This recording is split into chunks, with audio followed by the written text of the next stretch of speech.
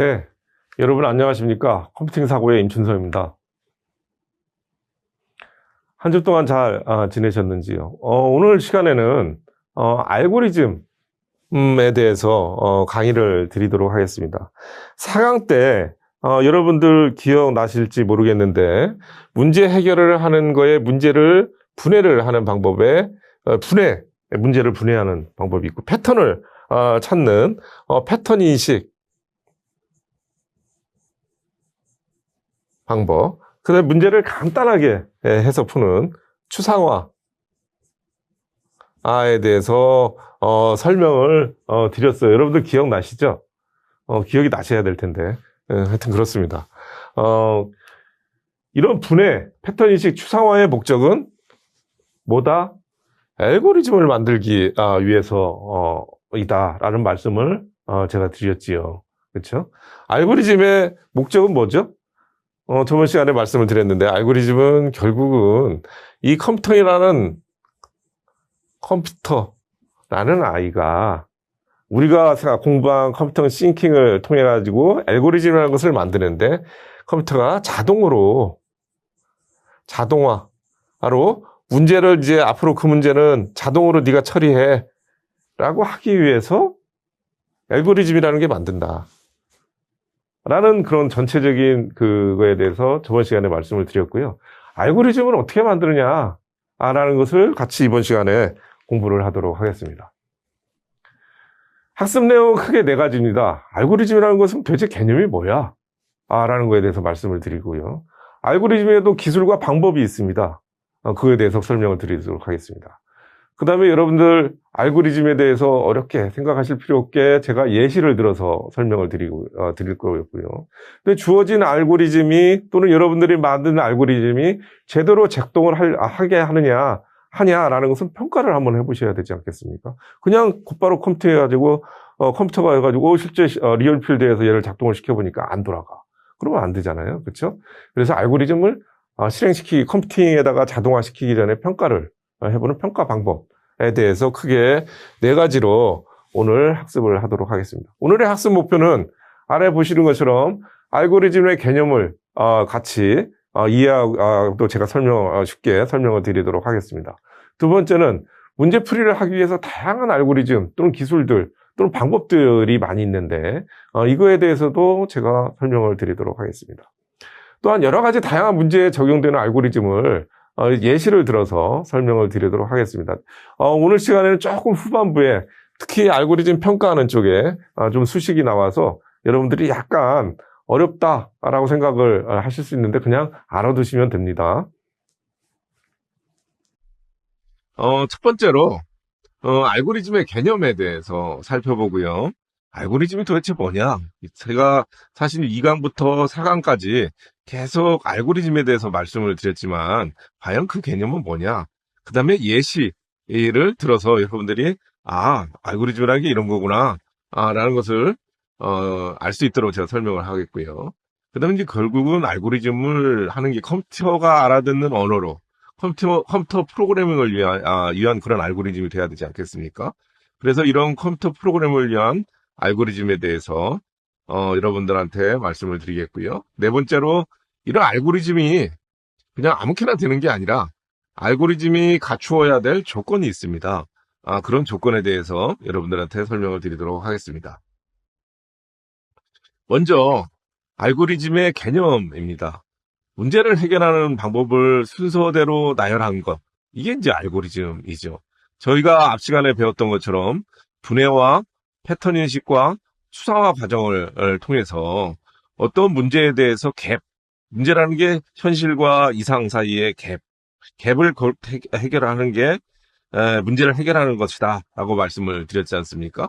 이렇게 명확해진 문제, 즉 갭이 명확해진 문제에 대해서 해결을 하기 위해서 순서대로 그 문제의 풀이를 순서대로 나열한 것, 이것이 알고리즘의 기본 개념이 되겠습니다. 이런 문제를 해결하기 위한 일련의 방법과 절차를 알고리즘이라고 하는데, 그럼 알고리즘이라는 것은 무엇으로 나타날 수가 있느냐? 아래 보이시는 것처럼 자연어로도 알고리즘이라는 것을 쓸 수가 있고요. 그 다음에 플로우 차트라고 하는 저 시간에 배운 순서도 의해서 알고리즘을 쓸 수도 있고요. 의사 코드라고 하는 다소 여러분들 좀 생소하시겠지만 슈도 코드라는 게 있습니다. 이런 슈도 코드 뒤에 설명을 드릴 텐데요. 슈도 코드에 의해서 프로그래밍 언어 등 다양한 방법으로 표현을 할 수가 있습니다. 그래서 아래에 보시는 것처럼 제가 이렇게 도식화를 여러분들 이해가 편하게 도식화를 했는데요. 문제 또는 어떤 주어진 빅데이터가 있다. 그러면 그 데이터를 분해하고 패턴 인식하고 추상화를 해서 이 문제를 해결을 하기 위한 알고리즘 이라는 것을 순서를 방법과 절차에 대해서 만들게 되고, 이 알고리즘은 단계적이고 반복적 절차이고요. 문제 해결의 과정이고, 그 다음에 어떤 순서도라든가, 그 다음에 슈도코드, 의외로 표현 가능하고, 또 프로그래밍 아주 능숙하시면 직접 프로그래밍 언어로도 표현을 할 수 있는, 이런 게 알고리즘의 표현 방법이 되겠습니다. 이해가 되셨죠? 간단한 예를 들어볼게요. 어려운 거 아닙니다, 사실. 여러분들 라면 좋아하시죠? 저도 라면 상당히 좋아하는데, 라면에 이렇게 뒷봉지를 딱 보면, 레시피가 있어요, 레시피가. 그쵸? 라면을 가장, 요리하기 위한 그 레시피가 있는데, 그 레시피를 보면, 물 550ml, 2컵과 4분의 3컵 정도, 를 넣고, 건더기 스프를 먼저 넣고, 물을 끓이고, 그 다음에 액체 서프를 넣고, 면을 넣은 후에, 5분간, 더 끓인 후에, 취향대로 계란을 넣으시거나, 파 등을 넣고, 싶은 그런 취향대로 넣고 싶은, 재료를 넣고, 조리한 후에 맛있게 드시면 된다. 라는 레시피가 있습니다. 이런 레시피가, 다른 거 아니에요. 이 레시피가. 결국은 알고리즘이죠. 이런 라면을 잘 맛있게 끓이는 최적화된, 물론 사람마다 기호가 좀 다르긴 하지만, 그래도 많은 사람들한테 최적화되어 있는 라면의 레시피. 이게 그 가공식품의 조림 방법. 이게 알고리즘입니다. 사실 별거 없죠. 알고리즘이라는 게. 또 하나 예를 들어볼까요? 여러분들 AI 키트, 또는 요즘 이런 키트 같은 거 이제 조립을 많이 하는데, 물건을 이렇게 인터넷에서 주문을 하면, 뭐가 와요? 이렇게 조립 부품이 딱 오죠. 그쵸? 근데 이것을 순서대로 뭐에 의해서? 순서대로, 조립 순서라는 게 있죠. 조립 순서라는 게. 이 조립 순서대로, 이 부품을, 결합을 해야만이 AI 키트가 완성이 되는 거 아니겠습니까? 먼저 보면 라즈베리 파이에 부품을 연결을 하게 되고요. 그 다음에 이제 그 두 번째는 골판지 프레임 접기를 하게 되고요. 이 프레임의 앞에였던 라즈베리의 그 부품을 조립을 하는 이런 순서를 거쳐야만이 완성품이 되는 겁니다. 여기에서 이런 조립의 순서, 이게 조립의 설명서, 이게 여러분들 우리가 이야기하는 알고리즘이 되겠습니다. 사실 여러분들 경험이 이미 있죠. 인터넷에서 예를 들어서 좀 이케아 국내에 들어와 있죠. 이케아에서 가구를 딱 주문을 하면 가구가 조립돼서 오는 게 아닙니다. 딱 보면 가구가 볼트 몇 개, 그 다음에 여기서 의자가 다 분해돼 가지고 필요한 부품이 다 쌓여서 와요. 그러면 이것을 조립 설명서를 보고 일일이 다 조립을 해야 되겠죠. 그래서 먼저 보면 조립 설명서를 먼저 보시게 돼요. 내가 이 의자를 조립하기 위한 알고리즘은 어떻게 돼? 이 순서는 어떻게 돼? 라는 거에 대해서 조립 설명서를 먼저 보시게 되는 거죠. 그렇죠? 그 다음에 이제 그 조립 설명서를 먼저 이제 인식을 한 후에 그 다음에 머릿속에 이제 그리는 거죠. 얘가 조립 계획을 이제 추론을 통해 가지고 여러분들이 시스템을 만드는 거예요. 그래서 나는 먼저 여기에 등판을 먼저 조립을 해야 되겠다, 다리를 먼저 조립을 해야 되겠다라는 이런 조립계획 후보군에 대해서 여러분들 나름대로 이렇게 순서를 정하시게 되는 거죠. 그리고 조립계획의 검증을 통해 가지고 이런 그 시스템에 의해서 여러분들이 조립을 하고 이렇게 하는 거죠. 이게 만약에 로봇이 조립을 한다라고 한번 생각을 해보십시오. 그렇죠? 여러분들이 직접, 그러니까 인간이 직접 조립하지 않고 로봇한테 이 일을 시킨다 라고 생각하면 이게 이 일의 순서, 즉 로봇에 주는 알고리즘, 이고, 이 알고리즘이 프로그램에 의해서 컴퓨터로 인식을 해서 프로그램 툴에 의해서 컴퓨터로 인식을 해가지고 결국은 로봇이 동작을 하게 하는 이런 그게 결국은 알고리즘 아니겠습니까? 이해가 되셨죠? 여러분들 뭐 제가 더 복잡하게 뭐 조립 설명서 이렇게 했는데 뭐 자동차 공정이라고 한번 생각을 해보시면 여러분들한테 좀 쉬울 것 같아가지고 제가 이 자동차 뭐 물론 장난감 자동차 있죠. 여기 가장 왼쪽에 보는 게 뭐가 있어요? 스티어링 휠 운전이죠. 운전대 조립하는 거. 그다음 리어 뷰 미러 조립하는 거. 그다음에 앞바퀴 뒷바퀴 조립하는 거. 그다음에 배터리, 이건 뭐 엔진이죠. 엔진 조립하는 거. 마찬가지입니다. 자동차도.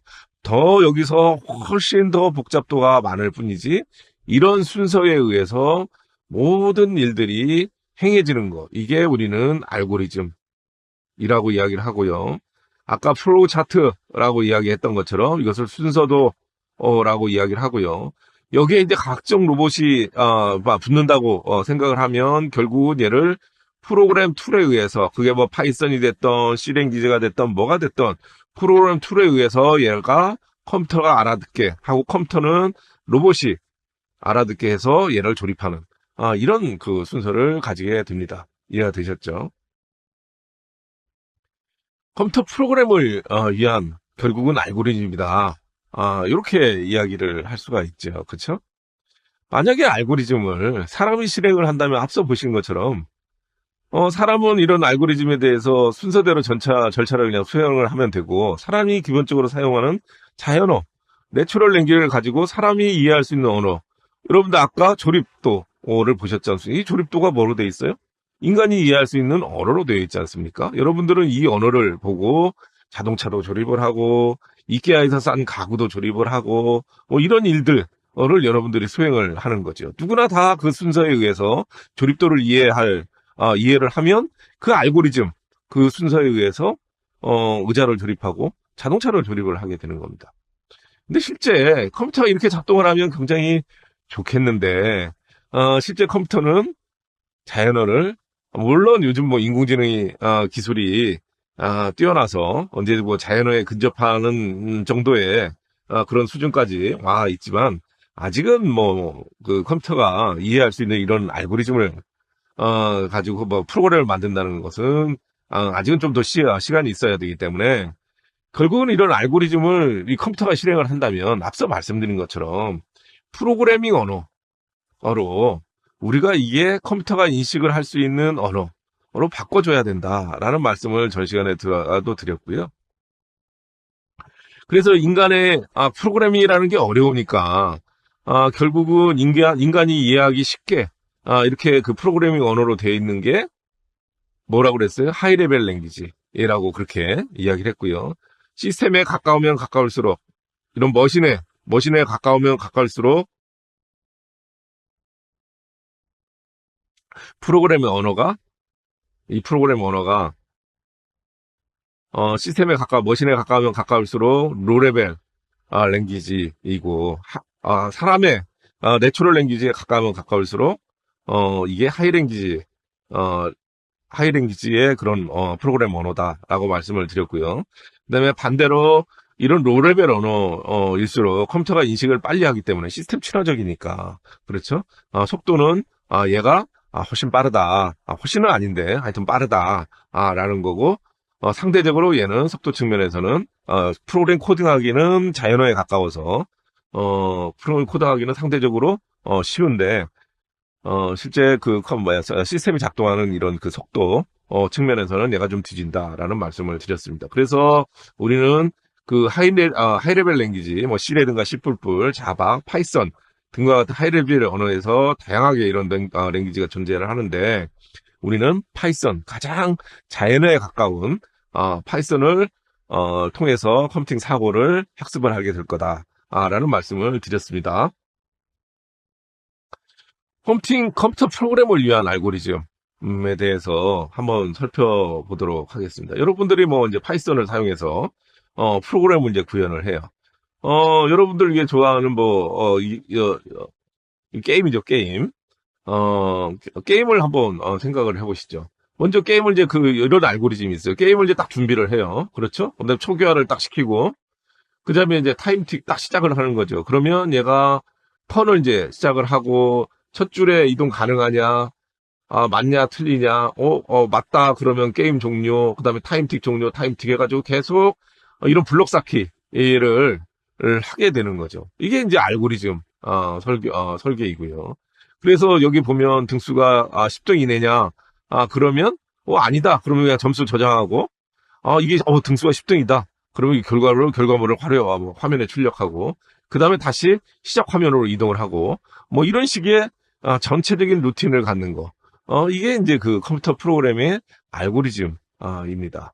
사실 뭐 여기서, 이제 간단하게 여러분들한테 이해를 돕기 위해서 이런 알고리즘을 이렇게 적었지만, 이게 이제 그 프로그래밍으로 구현을 하기 위해서는 이 한 템, 한 템, 블럭이, 무수한 그런 그 코딩 값들을, 갖게 되겠죠. 그래서 이렇게 프로그램 구현을 하고, 이렇게 결과물을 얻는, 요게 이제 궁극에 저희들이 알고리즘을 배우는 그런 목적이 되겠습니다. 마찬가지로, 여러분들이, 이게 네고 블록이잖아요? 그쵸? 네고 블록을 컴퓨터가, 이런 짚을 줘야 된다. 라고 생각을 하면 어떻겠어요? 그렇죠. 앞에 마찬가지로 뭔가 알고리즘, 이 순서도가 있어야 되지 않겠습니까? 이런 순서 플로우 차트에 의한. 그래서 이 컴퓨터를, 이 프로그램을 한 다음에 이 컴퓨터에서 알아듣게 해서 이게 로봇팔을 가지고 이렇게 블록을, 조립을 하는 형태를 생각을 하실 수가 있겠습니다. 그런데 알고리즘이 갖춰야 할 조건이 있습니다. 5가지 조건이 있는데 한번 살펴보도록 그렇게 하겠습니다. 먼저 알고리즘이라는 것은 올바른 순서대로 진행이 되어야 문제가 해결이 된다라는 겁니다. 알고리즘이라는 게 올바르게 순서로 순차성이 있어야 된다라는 겁니다. 뭐 뒤죽박죽으로 해가지고 뭐 이렇게 해가지고 뭐 하면 문제가 해결이 안 되겠죠. 그래서 반드시 이런 순차적으로 밑에 버텀부터 위에까지 이렇게 해서 순차적으로 문제가 해결이 돼야 된다라는 거고요. 그다음에 명확성입니다. 두 번째. 명확성이라는 것은 컴퓨터라는 것은 조금만 모호해도 이 모호가 이 방점인데 조금만 모호해도 문제를 해결하지 못해요. 여러분들 조금 모호한데 명령어 의미를 정확하게 하지 않고 이 명령어 의미가 모호한데 컴퓨터가 그것을 수행을 해번졌다. 굉장히 위험한 거죠. 예를 들어가지고 여러분들 자동차를 타고 가는데 이게 좀 모호해. 이게 긴가민가해요. 그러면 작동을 안 하는 게 맞지 않습니까? 근데 긴가민가한데 우회전을 했어. 근데 우회전을 하다 보니까 긴가민가한데 사람이 있어요. 이게 더 심각한 게 원전 같은 경우. 예를 들어보면 원전 같은 경우에 뭐 여기서 원전을 컨트롤 뭐 하는 그런 프로그램이다. 근데 이게 긴가민가예요, 이 명령어가. 그럼 수행을 하지 않아야 되는데 수행을 해번졌어요. 근데 뭐 그게 원전에 아주 큰 사고로 일어나가지고 뭐 그러면 이게 뭐 사회 문제라든가 그 재난 뭐 이런 것을 일으키겠죠. 그래서 이런 알고리즘이라는 것은 모호하지 않고 명확해야 된다라는 겁니다. 세 번째는 유효성입니다. 유효성. 컴퓨터가 실행할 수 있는 명령어로 이렇게 구성이 되어야 된다. 실행 가능한 연산이어야 된다라는 겁니다. 더하기 결국은 덧셈 이런 연산으로 얘가 실행 가능한 결국은 컴퓨터는 수학이기 때문에 명령어들이 가는 연산으로 이렇게 유효성을 가져야 된다. 또 네 번째로 중요한 게 유한성입니다. 유한성. 여러분들 이제 순차적으로 어떤 프로그램을 이제 쭉 하다 보면 포문이나 이런 것들을 해서 여기에서 계속 조건문에 의해서 반복을 이렇게 수행을 해가지고 결과값을 내거나 또는 이렇게 피드백 시키거나 하는 이런 그 프로그램들이 많이 이제 접하게 되실 겁니다. 이것을 이제 뒤에 용어가 나오는데 루프라고 이제 그렇게 이야기를 하는데 앞서 뭐 레인지라든가 포문이라든가 뭐 이런 뭐 화일이라든가 이런 예시를 들었어요 제가. 근데 이게 여기서 안 끝나면 어떻게 하겠어요? 계속 무한 루프, 계속 뭐 무한성이죠 무한 루프를 도니까. 그래서 이렇게 무한 반복되는 프로그램이 사실은 여러분들 네, 그럴 리가 있어라고 하지만 흔히 발생을 합니다. 그래서 이런 그 유연성을 갖도록 꼭 체크를 해야 된다라는 거고요. 마지막으로 효율성입니다. 효율성. 여러 가지 방법 중에서 알고리즘에 뒤에 이제 예시를 보여드릴 텐데, 이 알고리즘에 여러 가지 방법이 있어요. 문제를 푸는 여러 가지 알고리즘, 방법이 있지 않겠습니까? 그렇죠? 여러 가지 방법 중에서 가장 또는 상당히 효율적인 방법으로 문제를 해결을 해야 된다라는 겁니다. 그래서 여러분들, 이것은 기억을 해 두셔야 됩니다. 곧 있으면 이제 또 중간고사잖아요. 그렇죠? 그래서 알고리즘이 갖춰야 될 5가지가 뭐냐? 순차성, 명확성, 유효성, 유한성, 효율성. 이렇게 5가지 알고리즘이 갖춰야 할 조건이다라는 겁니다. 이것은 꼭 별 2개 꼭 기억해 두십시오. 두 번째로 알고리즘 기술 방법에 대해서 말씀을 드리도록 하겠습니다. 여러분들이 어떤 문제 해결을 하기 위해서 이제 알고리즘을 다른 사람이 알 수 있게 여러분들의 생각을 나는 이 문제를 이렇게 풀어 라고 알 수 있게 해야 되지 않겠습니까? 3가지 방법이 있죠. 자연어로 아까 우리 조립 설명서라는 거 말씀을 드렸지 않습니까? 자연어로 다른 사람한테 전달을 하는 거. 이것은 이렇게 조립하는 거야. 라는 거. 그 다음에 2번째가 순서도 플로우 차트로 해서 일의 시작과 끝을 알려주는, 그 순서를 알려주는 게 플로우 차트이고요. 슈도 코드라는 방법이 있는데 이것은 좀 여러분들 낯설죠. 제가 뒤에 설명을 드리도록 하겠습니다. 자연어, 인간이 가장 쉽게 할 수 있는 거죠. 어떤 문제를 해결하기 위해서 대화를 통해서 또는 자연어를 사용을 해가지고 인간이 일의 순서를 정해서 그 문제를 해결할 수 있도록, 모든 사람이 해결할 수 있도록 하는 게 자연어로 우리가 알고리즘을 적는 겁니다. 보시는 것처럼 내추럴 랭귀지 이고요.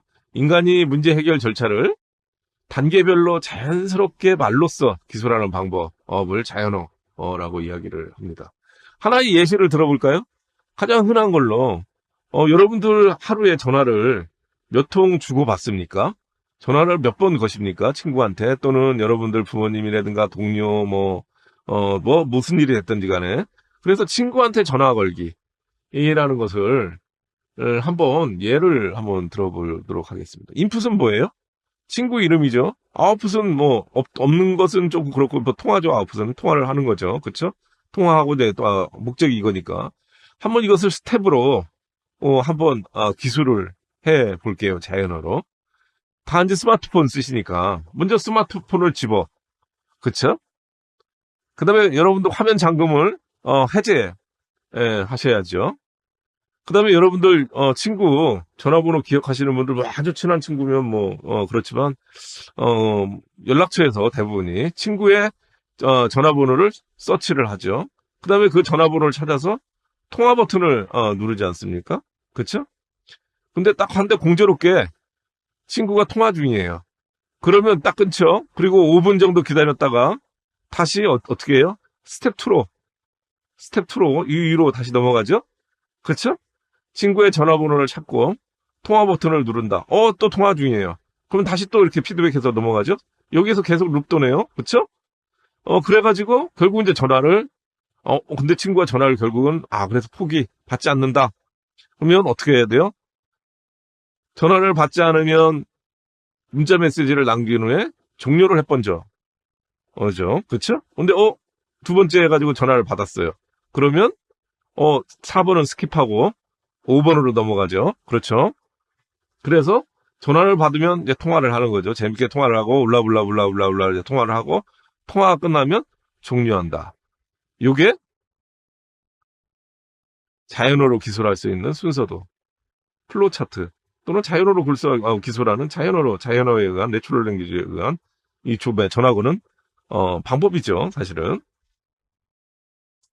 2번째는 플로우 차트로 이런 알고리즘을 기술하는 거에 대해서 설명을 드릴게요. 알고리즘을 이렇게 기술을 하는데 이 플로우 차트라는 것은 일단 좀 표준화됐죠. 그렇죠? 표준화된 기호와 도형으로 이런 이라는 그 순서를 도식화해서 데이터 흐름과 수행되는 절차들을 표현하는 방법. 이것을 플로우 차트라고 그렇게 이야기를 합니다. 몇몇 분들은 이미 이 플로우 차트를 보신 분들도 있고, 이미 뭐 사용해 보신 분도 계실 거라고 그렇게 생각이 됩니다. 이런 순서도의 작성에서 이렇게 사용되는 기호를 잠깐 보면, 먼저 이런 박스와 박스 사이에 일의 처리의 순서는 화살표로 알고리즘이 진행되는 방향을 나타내고요. 그 다음에 약간 이게 뭐 탐원형이라고 해야 되나요? 이것은 이런 그 순서도 이런 알고리즘의 스타트와 종료를 나타내고요. 그 다음에 이렇게 사각형으로 이렇게 되어 있는 것은 프로세스. 이거 사각형 굉장히 많이 씁니다. 처리, 어떤 프로세스를 나타내요. 어떤 변수 X에 2를 더하는 연산을 여기다 표시를 한다든가 뭐 하는 이런 프로세스를 이렇게 나타나고요. 이 마름몽, 얘는 조건문이라고 그렇게 이야기를 하고요. 얘는 판단을 나타내요. 그래서 여기에 제가 이제 뒤에 설명을 드리겠지만, 이렇게 뭐가 붙을 수 있을 것 같죠? 그쵸? 뭐 이런 형태로 해가지고, 얘가 이제 예스냐, 노냐, 또는 이게 참이냐, 거짓이냐, 검사가 여기서 이제 실행을 하고, 일반적으로 이 도형에서 나가는 화살표가 두 개예요.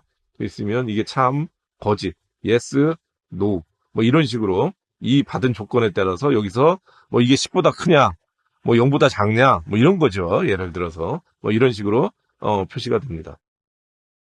그다음에 이 표시는 입력이나 출력을 나타납니다. 예를 들어서 어떤 사용자로부터 정수를 받아서 변수 X에 저장하는 연산, 뭐 이런 것들을 여기다가 적어주는 그런 기호가 되겠습니다.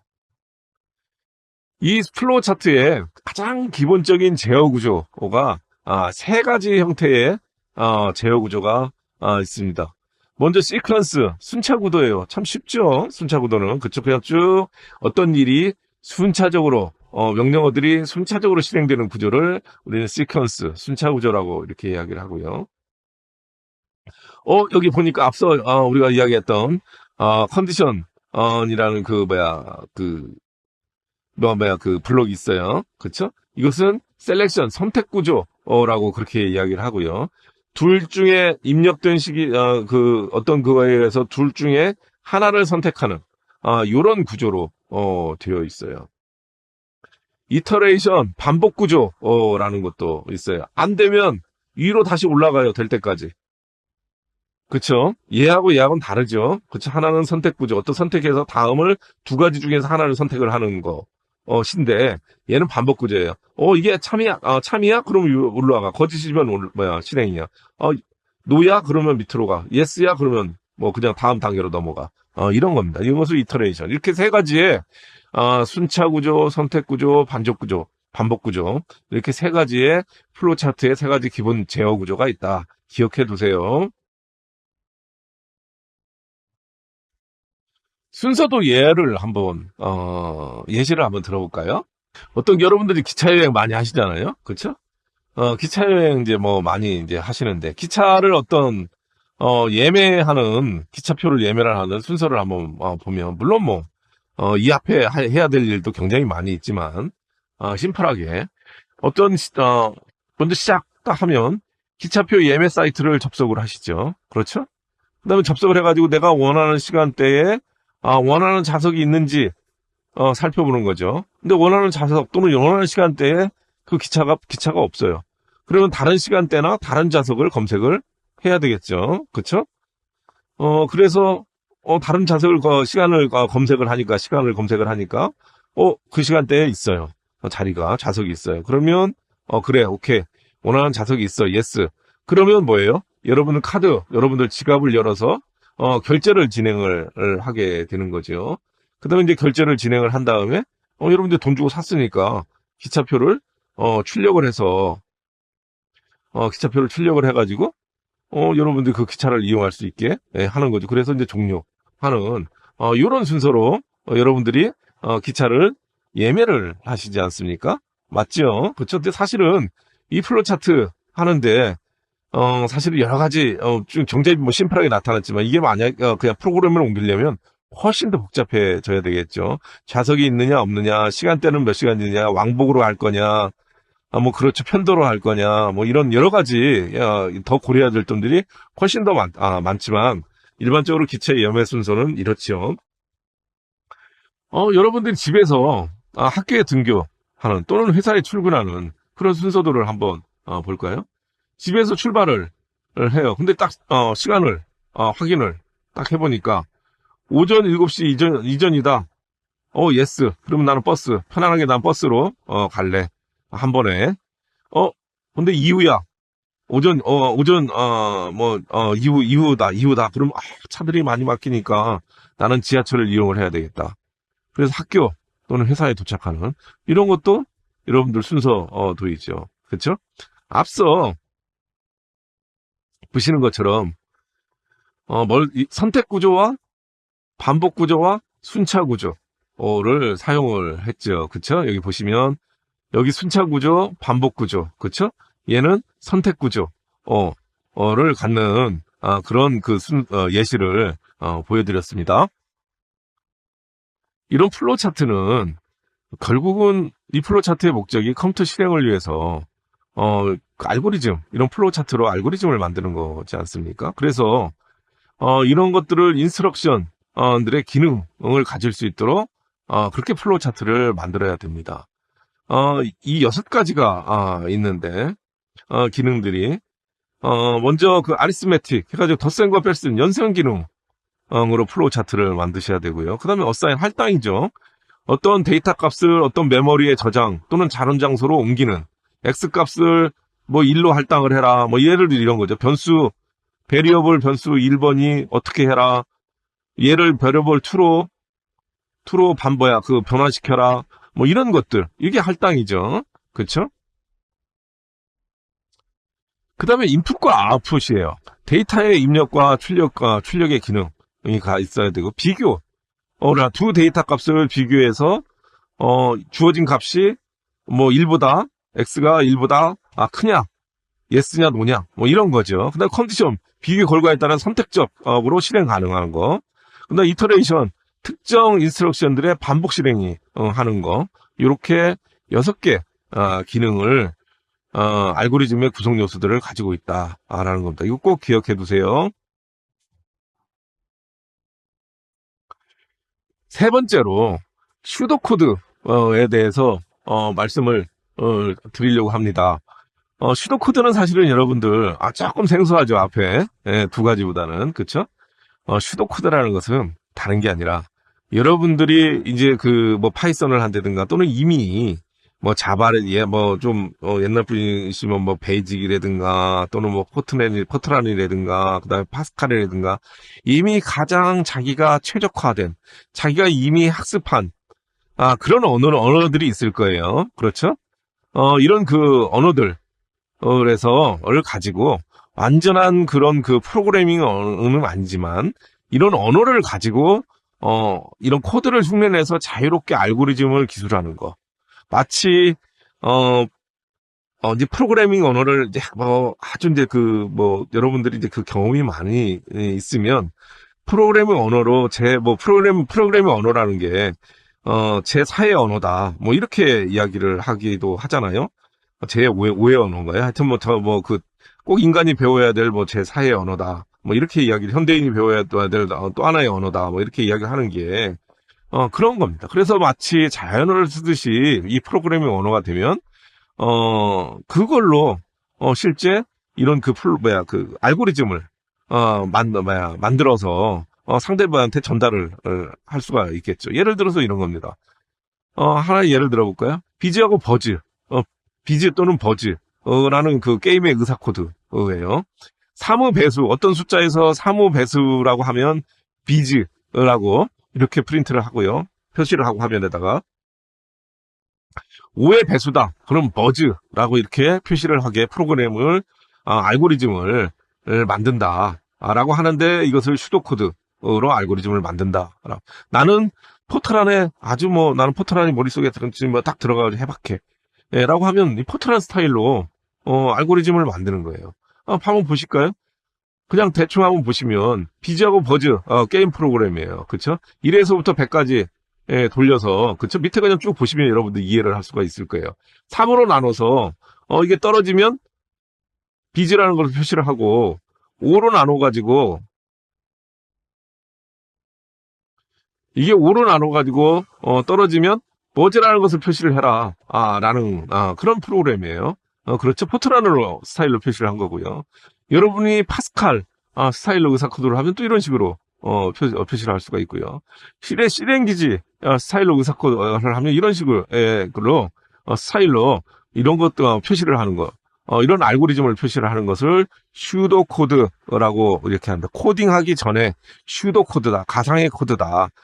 이해가 되셨죠? 여러분들이 파이썬에 이제 뭐 달인이 되시겠죠. 그렇죠? 그러면 여러분들이 파이썬으로 이런 슈도 코드를 만들 수가 있는 거예요. 그래서 놀라운 그 현실은 뭐냐면 실제 이 코더 이제 아주 이제 하이랭귀지 이런 그 코더로 이렇게 그 코딩 프로그래머가 되면 이런 코더로 이런 슈도 코드로 여러분들이 이런 순서도를 만들었는데 그 알고리즘을 만들었는데 이게 몇 개 고치면 그냥 프로그램이 돼버지는 이런 능력자죠. 그런 능력자가 생각보다 많이 있습니다. 예시를 하나 들어볼게요, 여러분. 평균을 계산하는 알고리즘을 한번 생각을 해봅시다. 학생 10명의 성적을 입력을 받아가지고 평균을 계산하는 알고리즘이에요. 학생이 누군지는 관계없어요. 하여튼 10명의 이런 데이터, 성적을 받아가지고 얘 10개에 나누기 10 하면 되겠죠. 알고리즘을 계산하는 거예요. 그래서 우리는 먼저 선언을 해요. 토탈은 0이고 카운터는 1에서부터 시작을 하는 거죠. 학생이 10명이니까. 그쵸? 그 다음에 토탈은 뭐예요? 이 학생들 10명의 합을 먼저 구해야 되지 않겠습니까? 그렇죠? 뭐 이렇게 생각할 수 있는 거죠. while. 이거 뭐예요? 반복문이네요. 그쵸? 이게 카운터가 10이거나 10보다 작게. 그러니까 1부터 시작해가지고 10이 되면 어때요? 이게 끝나고 이걸 이제 하는 거죠. 그리고 인풋을 받아야 되겠죠? 인풋은 점수를 받는 거죠. 그리고 이 토탈이라는 것은 항상 이 토탈에다가 이 인풋 받는 점수를 계속 누적해가지고 이 토탈 값에다가 넣어주면 되겠죠. 그리고 이 카운터는 어떻게 되겠어요? 이 카운터는 계속 1씩 증가를 되지 않겠습니까? 그렇죠. 처음에는 1, 2, 3, 4, 5 이런 식으로 해가지고 10까지 10배, 10번 이렇게 해가지고 여기에다가 계속 이 값을 넣어주면 되지 않겠어요? 맞죠? 여러분들 따라오실 수 있죠? 그래가지고 이게 드디어 10이 됐어. 그러면 이제 밖에 딱 튀어나와요. 그러면 이 토탈에다가 결국 주어진 이 토탈이죠. 이 토탈에다가 이것을 10으로 나누면 이걸 10으로 나누면 뭐가 되겠어요? 에버리지 평균이 나오지 않습니까? 그렇죠? 평균을 프린터를 하면 되지 않겠습니까? 이게 슈도코드에 의한 알고리즘입니다. 이해가 되셨습니까? 알고리즘의 예시를 좀 들어보려고 합니다. 그렇게 어렵지 않으니까 천천히 여러분들 이해를 하시면 될 거예요. 예시도 어렵지 않습니다.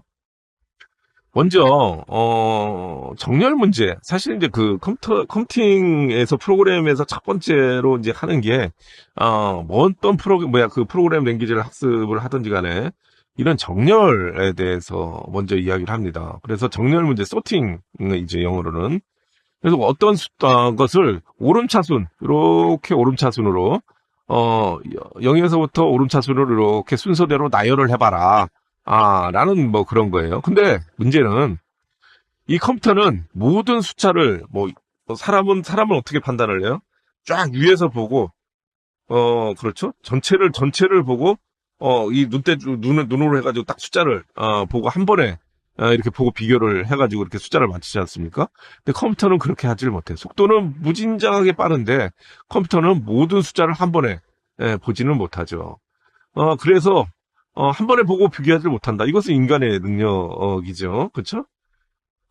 근데 인간도 사실은 여러분 100개가 한 100개는 좀 넘어가고 한 30개만 넘어가도 한 번에 보고 그 순서를 예를 들어서 쫙 이렇게 순서를 정할 수 있다? 어려울 것도 어렵죠. 10개만 넘어가도 아마 힘드신 분들도 있을 거예요. 마찬가지로, 컴퓨터에서, 이런 그 모든 숫자를 한 번에, 보지는 못하지만 컴퓨터는 무지하게 빠르게, 한 번에 두 개의 숫자를, 비교를 해가지고, 하는 거죠. 그래서 비교 후에 작은 숫자를 최소값 자리에 넣는 거예요. 예를 들어서 이런 거예요. 제가 이제 뒤에 더 설명을 드리겠지만, 두 개의 숫자, 8과 5를 비교를 해서, 최소값이 뭐야? 5잖아요, 5. 그쵸? 그럼 5를 가지고, 얘가 최소값이다. 이렇게 비교를 하는 겁니다. 무지하게 빠르게, 사람과 차이죠. 그래서 이런 그 단순 계산을 굉장히 빠르게 할 수 있는 게 컴퓨터의 능력이라고 제가 누차 말씀을 드렸죠. 그래서 작은 숫자를 이런 방법을 계속 n번만큼 방법을 해가지고, 이 숫자를 소팅을 하는 겁니다. 뒤에 말씀을 드릴게요. 컴퓨터가 하는 방법이에요. 오름차순으로 순서대로 나열하기입니다. 첫 번째 시작이에요. 8, 5, 12, 3, 4개의 숫자가 주어졌다고 합시다. 그쵸? 먼저 컴퓨터한테 스타트를 딱 시키니까 8, 숫자가 하나밖에 없으니까 당연히 8이죠. 최소값이 8이에요. 그쵸? 그 다음에 8하고, 8인데 최소값이, 그 다음에 5를 딱, 5가 왔어요, 5가. 그러니까 8하고 5, 누가 더 최소값이, 5가 최소값이잖아요. 그쵸? 5를 이제 최소값 자리에 놓고, 8을 빼요. 그렇죠? 그 다음에 뭐가 와요? 그 다음에 12, 이를 딱 비교해요. 5가 더 작으니까 5가 최소값 그냥 지켜요. 그렇죠? 그 다음에 3이 오죠? 3이 5보다 더 작죠? 최소값 자리가 3이에요. 그래서 찾기가 첫 번째 단계가 완료가 됐어요. 4번 만에. 그쵸? 4번 만에 첫 번째 단계가 와서 뒤에 수는 모르겠고 이 4가지 수 중에서 3이 제일로 작아. 3 먼저 앞에. 네가 제일로 첫 번째. 이거예요. 그쵸? 찾기 1이 완료가 돼서 3이 됐어요. 그럼 이제 다음에 5를 가지고 5를 여기다 딱 적어요. 그쵸? 그 다음에 12하고 비교해요. 5가 계속 최소값이죠. 그쵸? 그 다음에 8하고 비교를 해요. 얘가 5가 그죠? 그 다음에는 5. 두 개를 찾았어요. 그쵸? 두 개를. 이렇게 두 개를. 이렇게 두 개를 찾아서 찾기 두 번째. 얘는 3번. 3번 비교를 해가지고 두 개를 찾았어요. 그쵸? 3단계예요. 3단계에서. 두 개는 찾았어요. 그쵸? 이제 세 번째잖아요. 그쵸? 12. 가장 최소값이고요. 찾기 세 번째에서 8하고 비교를 해보고 8이 더 작아. 그러니까 8을 앞에다가 찾기 3이 된 거죠. 그래서 3, 5, 8 이렇게 돼가지고 찾기 3이 됐고요. 그렇죠? 얘는 두 번 만에 찾았네요. 그렇죠? 이렇게 해서 3, 5, 8, 12 이런 식으로 해가지고 나열을 해서 오름차순으로 이렇게 정렬이 돼 있잖아요. 이런 식으로 컴퓨터는 수행을 한다라는 겁니다. 근데 무지하게 빠르게 수행을 한다라는 겁니다. 이것을 우리 자연어 아까 그 조립 설명서라는 게 있었잖아요. 우리 처음에. 그쵸? 조립 설명서처럼 자연어로 제가 한번 이것을 풀어서 써봤어요. 선택 정렬 알고리즘. 이것을 셀렉션 소팅 이라고 그렇게 이야기를 하고, 이거의 반대는 사실은 퀵 소팅 이라는 방법이 있어요. 퀵 소팅이라는 방법을 사실은 이제 사용을 하는데, 이거 다른 시간에 알고리즘 시간에 배우시도록 그렇게 하고요. 모든 숫자에 대해서 다음 과정을 반복을 합니다. 자연어로 이제 그 알고리즘 조립 설명서를 만드는 거예요. 최소값에 처음값을 정합니다. 최소값에 처음값을 저장을 합니다. 맞죠? 다음 값부터 마지막까지 다음 과정을 반복을 해요. 다음 값이 최소값보다 작으면 최소값에 다음 값을 저장을 합니다. 그렇죠? 근데 다음 값을 현재 위치에서 한 칸 다음으로 이동을 합니다. 라는 거죠. 계속 이렇게 반복을 해. 다음 값이 반복을 할 때까지. 그렇죠? 그 다음에 처음 값과 최소값 차이를 귀환을 합니다. 여기서 이제 이게 끝나면, 안 되면, 다음 처음 값을 한 칸 다음으로 이동을 합니다. 이게 선택 정렬 알고리즘. 짠. 조립 설명서예요. 이것을 여러분들 곱씹으면서 한번 머릿속에서 곱씹으면서 잘 한번 제가 그냥 이렇게 말씀을 이렇게 드렸는데 머릿속에 이렇게 그려가면서 한번 이 문장을 따라서 따라서 한번 해보시길 바라겠습니다. 두 번째, 앞서는 소팅 문제였잖아요. 오름차순 소팅. 특정한 값을 이제 찾는 거예요. 사람 같은 경우는 어때요? 이렇게 5개의 숫자가 주어졌는데 14를 찾아보자. 문제는 이겁니다. 사람은 14가 네 번째 여기 있네 라고 한눈에 찾잖아요. 그쵸? 근데 사람도 이게 사실 어렵죠. 이게 10,000개, 여러분들 10,000개의 데이터에서 14를 찾아라. 10,000개의 데이터에서 10,000개에서 14를 찾아라. 그러면 아마 쉽지 않을 거요. 1,000개만 돼도 아마 100개만 돼도 아마 쉽지 않을 거예요. 사람이. 예. 근데 컴퓨터는 이게 5개니까 우리는 금방 찾죠. 근데 컴퓨터는 아까 뭐라고 말씀드렸어요? 한 번에 하나의 값만 볼 수 있죠. 그래 한 번에 찾을 수가 없는 거예요. 얘는. 예. 근데 속도는 부진장 빠르기 때문에 처음부터 계속 이렇게 물어보는 거죠. 네가 14야? 네가 14야? 이런 식으로 쫙 물어보는 거죠. 그래가지고 얘가 14네. 여기 14 여기 있어요. 이렇게 한 번에 찾을 수 있는 것도 방법이죠. 맞고 품는 식으로. 그렇죠? 근데 특정한 값을 찾기 위해서 컴퓨터가 14를 찾는 방법. 이제 서치라는 것을 배우게 될 거예요. 서치. 중요합니다, 이게. 이 알고리즘하고 서치가 왜 중요한지는, 여러분들이 이제 그 인공지능을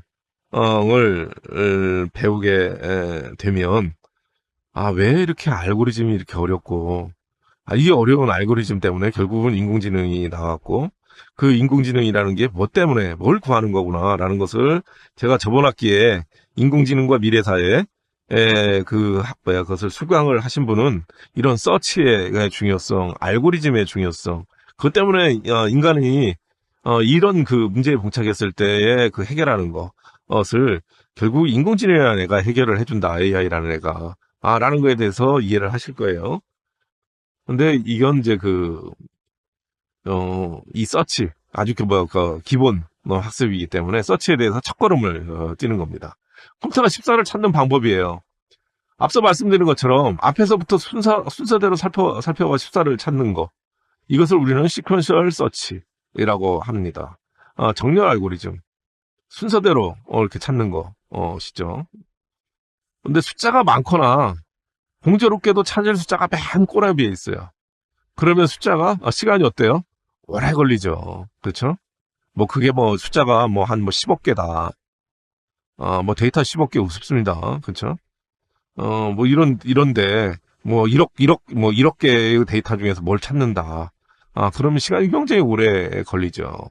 그래서 서치 방법이 굉장히 중요해요. 만약에 이게 오름차순으로 정렬이 되어 있다. 이게 소팅을 해가지고 오름차순으로 이게 정렬이 되어 있어요. 오름차순으로 쭉 정렬이 되어 있으면 어때요? 숫자가 1에서부터 그게 만이라고 합시다. 만까지 이렇게 하면 이것을 쫙 정렬이 되어 있으면 어때요? 더 빠르게 찾을 수가 있겠죠. 앞서 말씀드린 것처럼 얘가 사람은 금방 찾죠. 이렇게 되어 있는 거 보다 얘를 소팅을 한번 해가지고 4, 11, 13, 14, 21 이렇게 정렬을 한 다음에 얘를 찾으면 훨씬 더 빨리 찾을 수가 있다 라는 겁니다. 왜? 라는 거죠. 패턴 매치라는 방법을 활용을 해요. 찾는 대상을 처음부터 찾는 게 아니에요. 그럼 어디서부터 찾냐? 중앙을 기준으로 효율적으로 찾는 거예요. 얘를 소팅을 한 다음에 중앙을 기준으로 얘를 시작을 해요. 그럼 이제 소팅이 됐던 그 숫자의 표가 쫙 나오겠죠. 그렇죠? 찾을 대상은 얼마 못 찾을 거야? 14라고 이야기를 하면 14가 지금 어디 있는지 몰라요. 컴퓨터는. 그쵸? 근데 컴퓨터는 무조건 이게 100이다. 주어진 데이터가 100이다. 그러면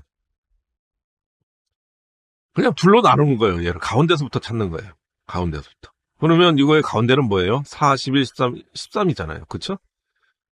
그러면 어떻게 됐어요? 14는 찾을 대상이 13과 14를 서로 비교해보면 14가 위에 있지 않습니까? 숫자에서. 그쵸? 컴퓨터는 그걸 알죠. 비교를 하니까. 그쵸? 13과 14. 그러면 어떻게 해요?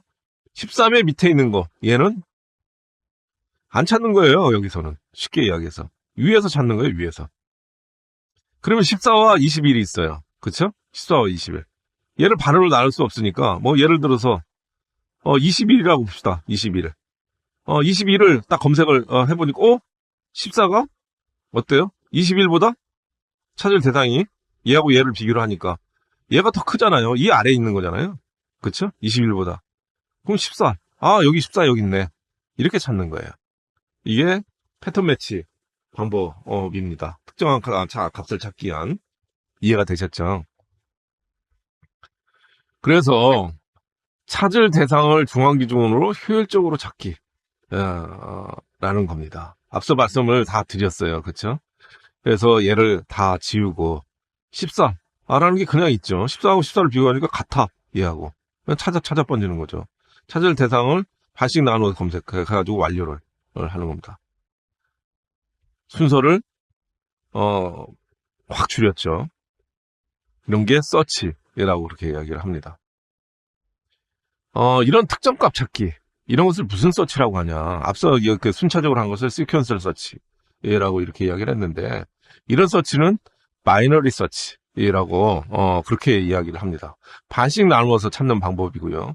얘도 앞서 말씀드린 우리의 인간이 가지고 있는 알고리즘, 모든 사람들이 가지고 있는 알고리즘이 뭐예요?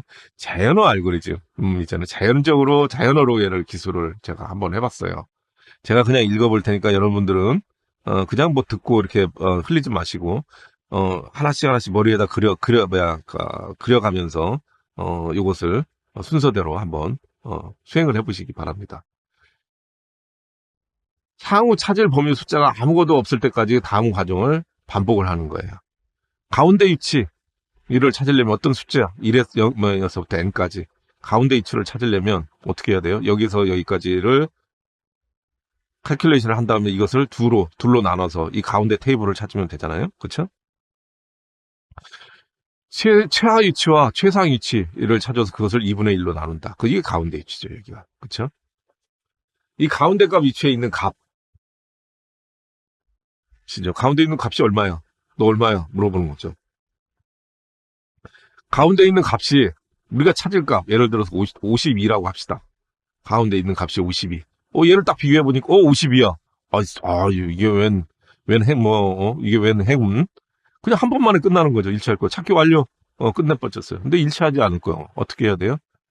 가운데 값이 찾는 값이 큰 경우 오른쪽에 대한 검색을 실행을 하고요. 그렇죠? 찾는 값이 이렇게 봅시다. 가운데 값. 그럼 여기는 날리는 거야. 52가 여기 가운데 값을 보니까 여기가 32야. 그렇죠? 찾는 값이 이쪽을 검색을 해야 되겠죠. 오른쪽을. 그 다음에 여기 다시 또 가운데를 찾아가지고 여기 가운데 해가지고 계속 이렇게 무슨 말씀인지 알겠죠? 가운데 또 이것의 가운데 또 이만큼 남은 거의 가운데 그래서 계속 버리는 거예요. 아닐 경우 이것보다 아닐 경우 왼쪽 부분에 대한 검색을 실행을 하는 거예요. 가운데 위치 바로 이전 위치를 새로운 위치, 새로운 최상 위치로 저장을 해서 이렇게 실행을 한다라는 겁니다. 한번 이런 식으로 그려가면서 따라와 보시면 재밌습니다. 이걸 뭐라고 한다? 바이너리 서치라고 합니다. 세상에 얼마나 많은 알고리즘과 이런 소팅 방법과 이런 인덱싱하는 방법들이 있겠어요. 그쵸? 어마무시하게 있습니다. 그냥 알고리즘에 대해서 약간 맛배기로 더 많은 예를 제가 드는 거고요. 서팅 알고리즘만 해도 버블 정렬, 버블 서팅, 선택 정렬, 삽입 정렬, 킥 정렬, 합병 정렬, 힙 정렬, 등등등등 이런 서칭 알고리즘이 있고요. 그 다음에 아까 그 탐색 알고리즘, 서칭하는 방법이죠. 시퀀서 서치뿐만 아니라 뭐 바이너리 서치, 우리 그 인공지능 학습하신 분들은 어떤 서치들이 더 있는지에 대해서 아실 거예요. 서치들이 굉장히 많은 종류들이 있고요. 인덱싱, 하는 것도 이진, 트린 색인 있고요. 비트리 색인 있고요. 네드블랙, 트리 색인, 뭐 이런 방법들. 굉장히 무수한 방법들이 있는데, 앞서 말씀드린 것처럼, 이런 알고리즘이나 탐색, 서치하는 것을 어떤 그것을 선택을 하느냐, 어떤 알고리즘을 개발을 해가지고 하느냐에 따라가지고, 뭐예요? 계산 시간이 확 줄었잖아요. 아까 말씀드렸잖아요. 시퀀셜 서치보다 바이너리 서치 하니까 금방 찾지 않습니까? 아까 하면 만 개에서 예를 들어가지고 몇을 찾아라 라고 하면 아마 만을 하면 5천에서 시작해가지고 5천 날라가고 그 다음에 2,500에서 시작하면 2,500개 날라가고 그렇죠? 그 다음에 1250개에서 또 시작하면 1250개 날라가고 뭐 이런 식으로 해가지고 몇 번 하면 금방 아마 찾을 거예요. 그래서 이게 이런 것처럼 시간을 줄일 수 있다. 그래서 이런 알고리즘이 어떤 알고리즘을 쓰느냐에서 큰 차이가 있다라는 것을 여러분들이 뒤에 두 가지 제가 그 영상을 여러분들이 보시면 알겠습니다. 정렬 알고리즘을 비교한 놓은 것이고요. 두 번째는 이 같은 그런 정렬 알고리즘 비교를 하는 건데 그 알고리즘 기법에 따라 가지고 속도 차이가 크게 나는 것을 보실 수가 있습니다. 이것을 보시고 나면 알고리즘을 잘 설계하는 게 왜 이렇게 중요한 거구나. 이거에 따라서 프로그래밍 해서 하는 거 컴퓨터에 하는 게 답은 같아요. 답은 같은데 속도, 시간이 큰 차이가 난다. 라는 걸 아실 수 있습니다.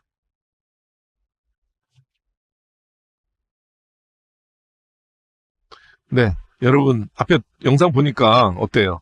느끼실 수 있겠죠? 이 어떤 답은 같은데 어떤 알고리즘을 사용을 하느냐에 따라 가지고 큰 속도 차이가 있다. 계산 속도 차이가 있다라는 것을 아실 수가 있습니다. 그러면 뭐가 좋은 알고리즘이냐? 이런 알고리즘 평가를 해야 되지 않겠습니까? 기껏 알고리즘을 해가지고 코딩 해가지고 해놓으니까 이게 뭐 좋은지 안 좋은지 나는 모르겠다. 어떤 게 좋은 알고리즘이냐라는 이거 평가를 해야 되지 않겠습니까? 프로그래밍 하기 전에. 프로그래밍에서는 어때요?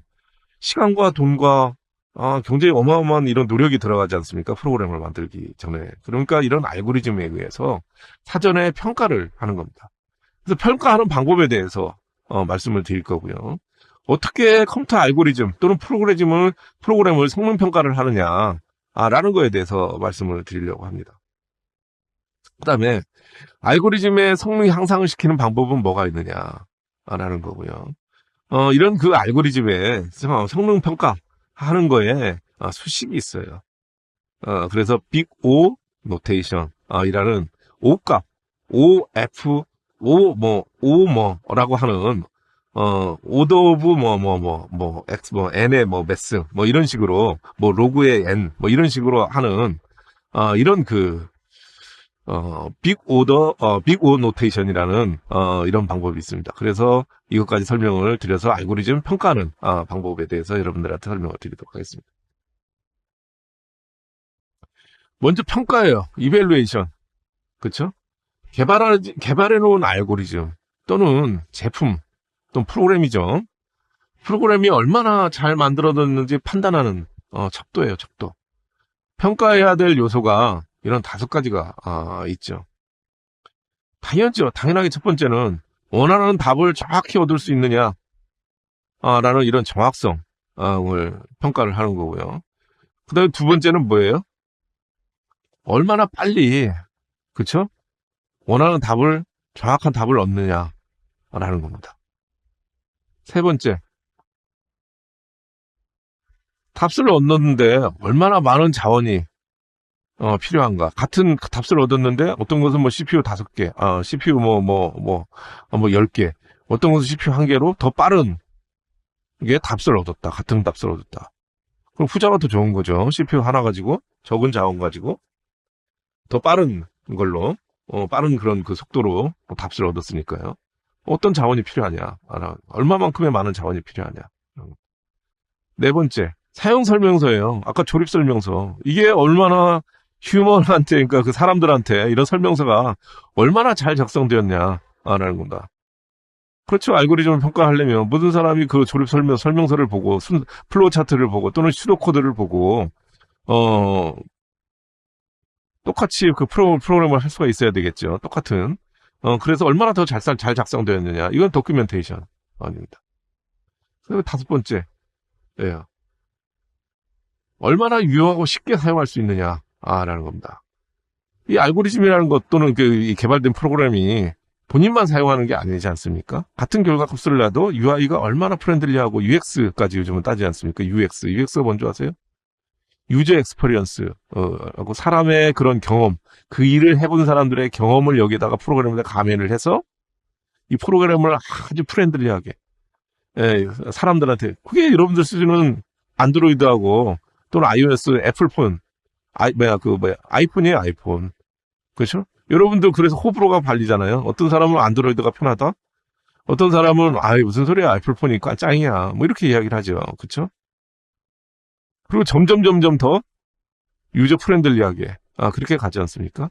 얼마나 유용하고 쉽게 사용할 수 있느냐,랍니다.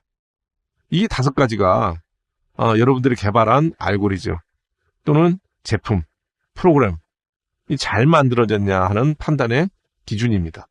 기억해 놓으세요. 평가의 예시를 들어볼게요. 뭐 요리 이야기를 굉장히 많이 해서 죄송합니다. 정확한 답이란 뭐예요? 요리법에서 레시피가 있어요. 주어진 레시피가. 어떤 레시피가 있는데 정확한 답이란 뭐예요? 원래 의도했던 요리, 맛있는 요리, 누구나 해도 똑같은 그 맛을 낼 수 있는 요리 기법. 이게 요리법이죠, 레시피. 그래서 여기에 보면 이 레시피가 조리 시간, 요리에 필요한 재료하고 가격, 조리 방법 설명서, 난이도 등이 평가가 대상이 될 수가 있는 거죠. 어떤 요리법이 있는데 조리 시간이 뭐 어마어마하게 걸려요. 이게 뭐 좋은 요리일까요? 같은 맛을 내는데. 그 다음에 뭐 재료, 뭐 비싼 재료, 뭐 구할 수도 없는 이런 제비집이 뭐 들어가고 이러면, 글쎄요. 원래 우리가 그게, 의도했던 요리일까요? 조리, 그것은 굉장히 좋은데, 조리 방법 설명서가 이게 개판이야. 굉장히 어려워, 하기가. 그럼 이게 정확한, 훌륭한 알고리즘 또는 요리법이라고 할 수 있을까요? 이런 거죠. 그쵸? 이것을 컴퓨터 프로그램 또는 시스템 또는 알고리즘에 적용을 한번 해봅시다. 어떤 프로그램에서 정확한 답을 내느냐? 정확한 답을 내겠죠. 그쵸? 두 번째부터가 이제 그거예요. 계산 시간은 어때? 정확한 답을 내는데 한 3일 걸려? 글쎄요, 실행 중인데 메모리가 어느 정도 크기가 필요해? 라는 것을 한번 질문을 해보는 거죠. 근데 프로그램 개발하고 유지 비용은 얼마 정도, 드는지에 대해서 고민을 해봐야죠. 그쵸? 그 다음에 그 알고리즘 또는 그 업무의 난이도예요. 이것은 어떻게 보면 업무의 난이도. 여러분들이 이제 들어가면 업무가 굉장히 난이도가 어떠냐? 라는 거예요. 그렇죠? 그 다음에 그 업무 난이도에 따라서 유지부 비용이라든가 이런 개발 비용, 이런 것들이 결정이 되는 거죠. 그래서 알고리즘 또는 업무를 위한 이런 설명서, 이런 것들은 잘 돼 있느냐? 라는 것을 보고요. 그 다음에 모든 사람이 누가 보든지 간에 이해를 할 수 있게 작성된 프로그램이냐. 이렇게 다섯 가지를 보는 겁니다. 여러분, 여기서 이제 가장 중요한 게 이런 메모리, 하고 계산 시간. 아니죠, 사실은. 이런 것은 나머지는, 노력하면 할 수 있어요. 이거 돈으로 해결할 수도 있고요. 유지 비용이나, 이런 것들은. 근데 여러분들 개인 PC를 한번 예를 놓고 봅시다. PC에서 어떤 A라는 프로그램하고 B라는 프로그램하고 같은 기능을 하는 그런 프로그램이에요. 그쵸? 근데 여러분들 퍼포먼스가 좋아. 아, 얘보다 성능이 더 좋아. 뭘 보고 판단합니까? 성능이죠, 성능. 여러분들 성능이라고 이야기하는 게 뭐예요? 시간이잖아요. 어떤 게 더 빨리 내가 원하는 답을, 여러분이 원하는 답을 빨리 주느냐. 라는 게 성능이잖아요, 성능. 그쵸? 그거에 따라가지고 A가 좋다, B가 좋다, 호불호가 나뉘는 거죠. 그쵸? 근데 반대로 A가 B보다 월등하게 더 좋은데, 성능 빨리 답을 주는데, A라는 것을 하나 실행을 시키면 다른 프로그램을 실행할 수가 없어. A라는 것을 A가 더 좋은데, 답은 빨리 주는, 다른 것을 실행할 수가 없어요. 여러분들 PC에서. 나는 뭐 인터넷도 좀 이렇게 봐야 되고, 그 다음에 프로그램을, 실행하면서 옆에 이렇게 동영상도 해가지고, 유튜브도 좀 봐야 되고, 이러는데, 실행을 할 수가 없다. 근데 B라는 애는 얘보다 조금 더, 답은 조금 뒤지긴 하지만, 뒤진다는 게 답시 몇 분 더, 또는 몇 초 더 뒤지긴 하지만, 다른 프로그램하고 같이 실행할 수가 있다. 라고 하면 여러분들은 뭘 선택하시겠어요? 그쵸? 여러분들 PC에 윈도우 그 자체도 프로그램이에요. 그쵸? 여러분들 PC에 보면 보통 요즘 8기가, 작게는 4기가, 8기가부터 많게는 16기가 또는 32기가 이렇게 64기가까지 이렇게 메인 메모리가 꽂혀 있는 분들은 별로 없겠죠. 프로그램이란 게 이렇게 메인 메모리에 프로그램이 올라가야 프로그램이 실행시킬 수가 있거든요. 근데 프로그램을 여러분들 목적으로 만드는 이런 A라는 프로그램, 이것만 이렇게 실행하는 게 아니라 기존에 여기에 많은 프로그램들이 사실 올라가 있어요. 그쵸? 윈도우, 그쵸? 그 다음에 여러분들 크롬, 이런 것들이 다 프로그램들이죠. 그쵸? 마우스 쓰시면 마우스 프로그램, 스피커 쓰면 스피커, 이런 것들이 다 프로그램 이렇게 올라가 있어서 여기서 다 사용을 하기 때문에 실제 이 메모리를 어떻게 최소화해서 최고의 퍼포먼스를 내느냐라는 거, 이게 굉장히 중요합니다. 그래서 메모리 이야기를 계속해서 말씀을 드리는 거죠. 그래서 가급적이면 메모리를 작게 쓰면서 빠른 시간 내에 답을 내주는 거, 이게 좋은 프로그램이다 라고 그렇게 이야기를 하는 겁니다. 앞서 이제 평가를 말씀을 드렸잖아요. 여러분들 프로그램이나 또는 알고리즘에 이런 그 성능 평가, 평가하는 건 두 가지 종류가 이렇게 있어요. 왼쪽에 있는 것은 여러분들이 실제 프로그램이라든가 알고리즘을 여러분들 스스로 셀프 또는 기업 내에서 이런 테스트 개념에서 하는 것을 우리는 성능 평가, 퍼포먼스 이밸루에이션 그렇게 이야기를 하고요. 오른쪽에 있는 것은 실제 여러분들 프로그램이 실려서 이게 현장 또는 실제 그 커스터머 소비자들한테 됐을 때 소비자들 관점에서 평가를 하는 것을 우리는 퍼포먼스 메저먼트예요. 이밸루에이션하고 메저먼트가 다르죠. 그렇죠? 그래서 성능 평가의 요소에는 알고리즘 또는 제품을 개발을 할 때 여러 시점에서 평가를 수행하는 거예요. 테스트 개념이죠. 그렇죠? 평가를 이렇게 해서 당연히 수정 작업을 반복해서 수정 반복 수도 없이 많이 하죠. 그래서 보다 좋은 제품을 개발하기 위해서 끊임없는 수정과 반복을 평가와 이런 것을 하는 거고요. 그래서 제품을 이렇게 출시하기 전에 평가를 하는 거예요. 이런 것을 우리는 성능 평가, 퍼포먼스 이밸루에이션이라고 그렇게 이야기를 하고요. 컴퓨터 알고리즘의 경우 주요 평가 요소는 정확하냐, 그다음에 시간은 얼마나 걸리냐, 메모리 사용량은 얼마를 먹냐라는 거에 대해서 평가를 하게 그렇게 됩니다. 근데 이게 이제 현장, 이제 소비자한테 가면 똑같은 퍼포먼스인데 퍼포먼스 매저먼트라는 이야기를 해요. 보신 것처럼 제품 출시 후에 성능을 일정 기간에 걸쳐서 검사를 하는 겁니다. 그래서 여러분들 휴대폰이라든가 윈도우 시스템들이 계속 업데이트 되는 것을 볼 수가 있어요. 그게 결국은 이런 성능 측정의 결과를 계속해서 반영을 시켜서 이게 OS에다가 또는 iOS 또는 안드로이드 이런 것을 계속 업그레이드 시키는 거예요.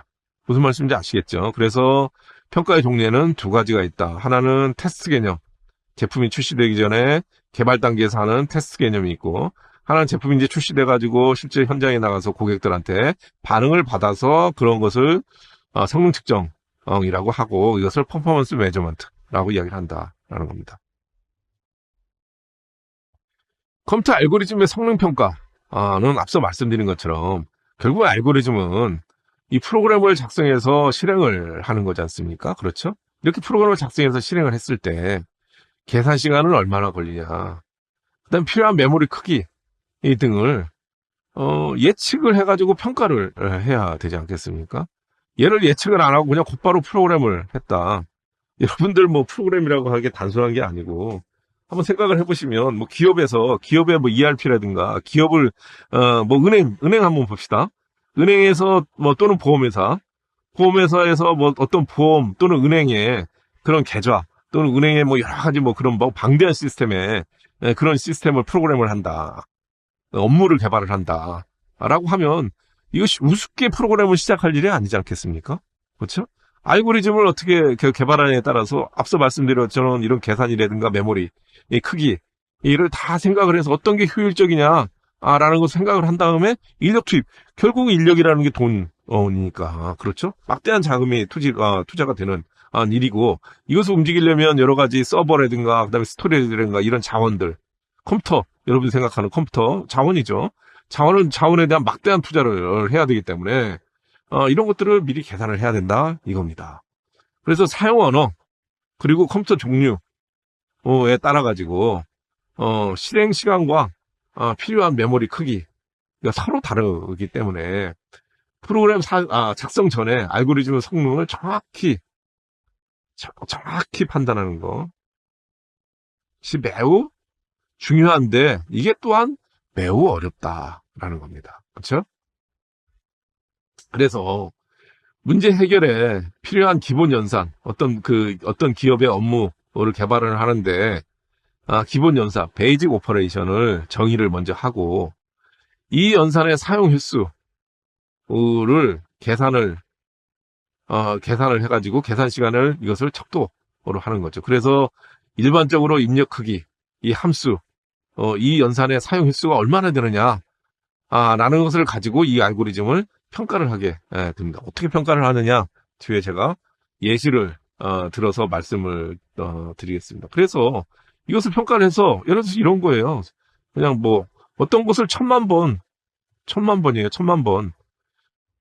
실행을 해야 되는데, 기본적으로 사용 횟수, 기본 연산을 1000만 번 해야 되는데, 얘를 10,000번만 실행을 하게 알고리즘을 바꾼다. 10,000번을 실행하게. 그렇죠?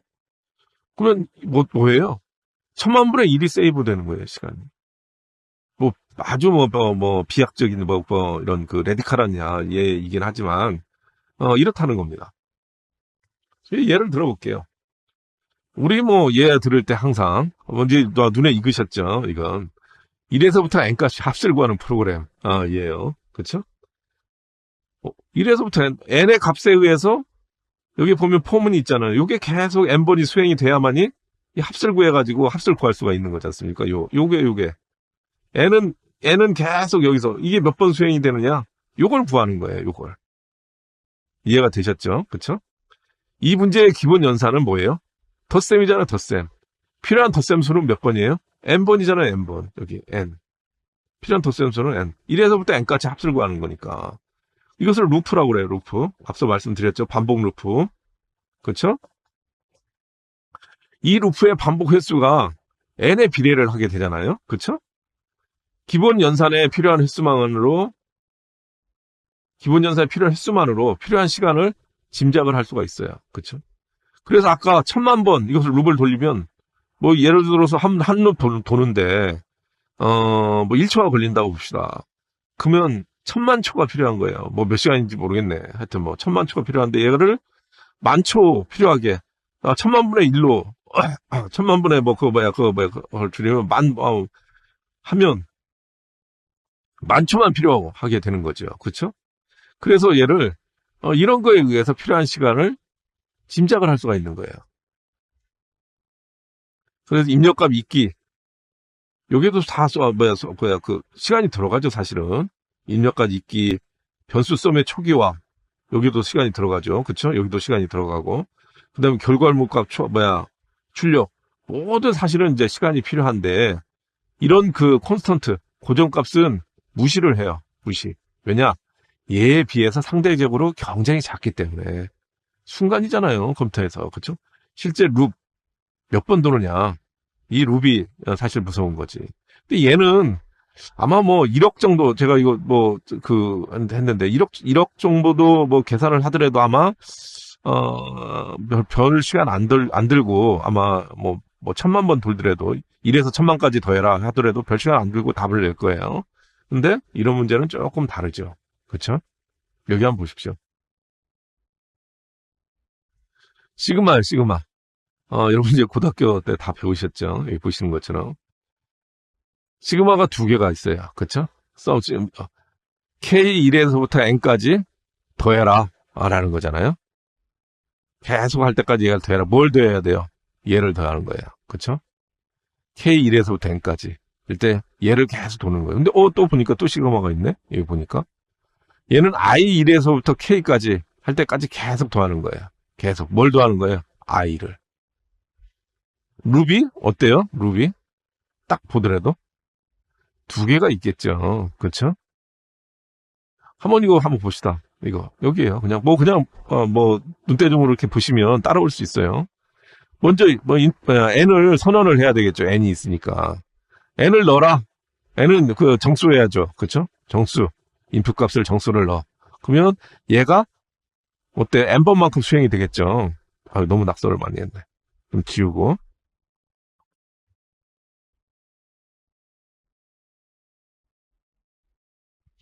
얘가 N번만큼 실행이, 이렇게 되지 않겠습니까? 그쵸? 근데 먼저 for로프예요, 포문을 쓰면, 그다음 포문이 또 하나 있어요, 안에. 이 포문은 뭐예요? 요거예요, 요거. 아래쪽에 있는 포문은. 요 포문은. 그쵸? 레인지가 1에서부터 K까지. 계속 더해라, I를. 그 소리죠. 그쵸? 근데, 이거에 더한 값을 또, 여기. K1에서부터 N까지. 여기, 요렇게 또 하나가 있죠, 포문이. 그쵸? 될 때까지, N번까지. 할 때까지, 얘를 더해라. 그리고 토탈 값을 구해라. 라는, 이런 겁니다. 덧셈 횟수가 어떻게 되겠어요? N이 1 플러스 1, 1 플러스 1, 2 플러스 1, 이런 식으로 해가지고 쭉 가겠죠. 그쵸? 임의의 N이니까, N 플러스 1만큼 갈 거예요. 첫 번째 해가지고. 그러면 이 그러니까 N번만큼 턴을 하는 이 루프의 수는 어떻게 되겠어요? 이거 계산해 보시면 압니다. 얘는 N번 돌겠죠. 첫 번째에는 N번 돌겠죠. 그쵸? 얘는 한 번 돌고, 두 번 돌고, 세 번 돌고. 그쵸? 그래가지고 이거 쭉 해가지고 계산을 해보시면 여기 보시는 것처럼 덧셈을 기본 연산인데 N이 1보다 크거나 작다라고 선언을 했죠. 그쵸? 내부 루프, 포루프에 각각 K 1에서 N번까지 덧셈이 필요하고요. 외부 루프죠. 외부 루프에 N번의 덧셈이 필요를 한 거예요.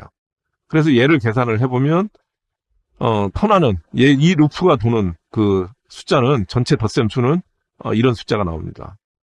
2분의 1 N 제곱 더하기 2분의 3 N 이라는 이런 그 숫자가 나옵니다. 그래서 얘는 0.5 N 스퀘어 더하기 1.5 N 이라는 이런 이게 뭐예요? T N 이라는 이런 룹 도는 그 개수를 덧셈의 개수를 연산자를 구할 수가 있어요.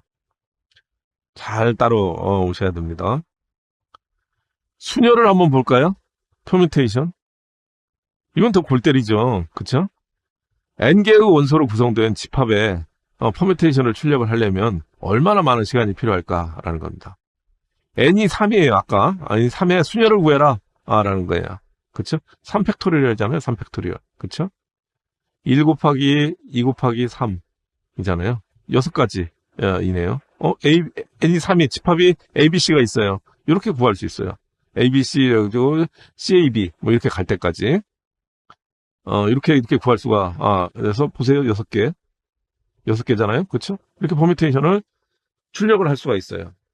그래서 이런 퍼뮤테이션 하나를 출력하는 것을 기본 연산이라고 했을 때, 주어진 집합 크기가 n이라면 기본 연산 수는 n 팩토리얼이죠. 여기 뭐 쉽잖아요. 그쵸? n 팩토리얼. 예. 근데 이게 그 n이 n이 어떤 거냐에 따라서 달라요. 아까 합을 구해라 라고 하는 것은 10이 n이 뭐 그냥 n이죠. 근데 앞서 본 것처럼 시그마가 해가지고 0.5n 스퀘어 더하기 1.5n 이 이렇게 나왔을 때, 그 다음에 n 팩토리얼이 나왔을 때, 일반적으로 알고리즘 성능은 결국은 n이 큰 경우를 가정해서 평가를 하는 거죠. n이 큰 경우예요. n이 큰 경우. 예. 볼까요? n이 3인 경우 한번 보면 n이 3인 경우 1, 2, 3 횟수죠. 그쵸? 얘는 몇 번이에요? 얘는 3번이에요. 그냥 룹이 3번 돌아요. 1 더하기 2 더하기 3 더하기면 끝이에요. 그쵸? 얘는 몇 번 도냐? 여기다 계산을 해보면 9예요, 9. 얘는 3이니까, 3팩토리얼이니까 6이에요. 그쵸? 근데 10인 경우, n이 10개가 있어요, n이. 10개가. 그러면 이것은 10번이에요. 그쵸? 근데 두 번째, 문제 1번, 2번, 3번이라고 합시다. 그쵸? 두 번째 문제를 해보니까, n이 몇 번 돌아요? 두 번째 알고리즘은? 프로그램은? 65번 돌아요. 세 번째, 10팩토리얼이니까, 얼마예요? 362만 8,880번. 362만 8,800번. 이 실행이 돼야 돼요. 근데 n이 100인 경우를 볼까요? n이 100인 경우. n이 100인 경우를 보면, 첫 번째는 어때요? 100이죠. 그쵸? 근데 두 번째 같은 경우에는 n이 어떻게 돼요? 5,150이에요. 그쵸? 세 번째 같은 경우는 100팩토리예요. 100팩토리야. 이건 셀 수가 없죠. 그렇죠? 150짜리 수. 네. 결국은 n이 매우 큰 경우 계산할 수가 적은 것이 우수한 알고리즘일 수밖에 없어요. 여러분들 n이 100만 되더라도 이거 쉽게 계산 안 됩니다. 이거 며칠 걸릴걸요? 아마 여러분들 그 PC 성능에 따라 가지고 이런 거거든요. 이거 보시면 알 수 있어요. 그래서 이걸 보면 제가 지우고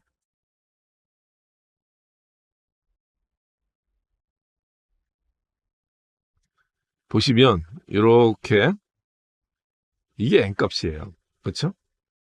이게 시간이라고 이렇게 보면 타임의 n이라고 봅시다. 그러면 얘는 어때요? 이 n값은 1에서부터 n값은 계속 그냥 어떻게 보면 이렇게 올라가죠. 그렇죠? 근데 얘는 n의 스퀘어니까 이렇게 2차 방정식으로 이렇게 올라가. 이런 식으로. 그렇죠? 근데 얘는 어떻게 돼요? 완전히 로그 함수죠. 이런 식으로 이렇게 올라가지 않습니까? 익스포넨셜 함수죠. 그래서 처음에 n은 여기서 n이 작을 때는 뭐 큰 관계가 없어요. 근데 그렇게 n이 작은가요? 데이터가 그렇게 작은가요? 뭐 예를 들어서 빅데이터다. 왜 빅이라고 붙였겠어요? n이 무지막지하게 데이터의 양이 처리할 양이 굉장히 많기 때문에 그러지 않겠습니까? 그래서 이렇게 알고리즘 특히나 이런 그 성능평가 사전에 성능평가를 해보는 게 굉장히 중요하다라는 겁니다. 그래서 어떻게 가야 되느냐? 알고리즘의 성능 향상의 방법은 뭐냐? 라는 겁니다. 성능 향상. 야, 그러면 뭐 성능 향상의 방법은 뭐야? 라는 겁니다. 누가 생일이에요? 누가 생일일까? 맞추는 게임을 한번 해봅시다.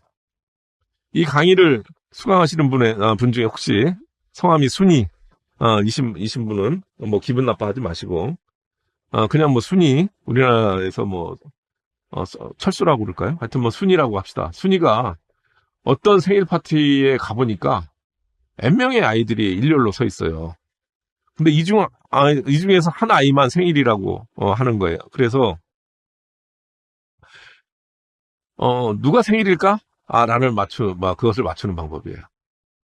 아이들에게 물어보니, 아이들한테 물어봐. 아이들은 알고 있어요. 누가 생일인지. 지네들 다 친구니까. 자기네들끼리 친구니까. 누가 생일인지 다 알고 있어. 그래서 아이들한테 이제 물어보니까 아이들이 뭐라고 하냐면, 사탕 하나 주면 누가 생일인지 알려줄게요. 라고, 그거 주는데, 곧바로 이렇게 알려주는 게 아니라, 내가 서 있는 거에 왼쪽인지 오른쪽인지, 그 자신의, 그 생일인 아이가 오른쪽에 있는지, 왼쪽에 있는지를 알려주겠다. 라는 겁니다. 또는 본인이 생일이면 당연히 실토를 해야 되겠죠. 제가 생일입니다. 라고. 이렇게. 그러니까 본인이 이렇게 A라는 애한테 딱 사탕을 주면서 물어보는 거예요. 야, 생일인 아이가 어디 있니? 그러면 제 오른쪽에 있어요. 또는 제 왼쪽에 있어요. 또는 제가 생일이에요. 이렇게 이야기를 해주는 거예요. 이해가 되셨죠?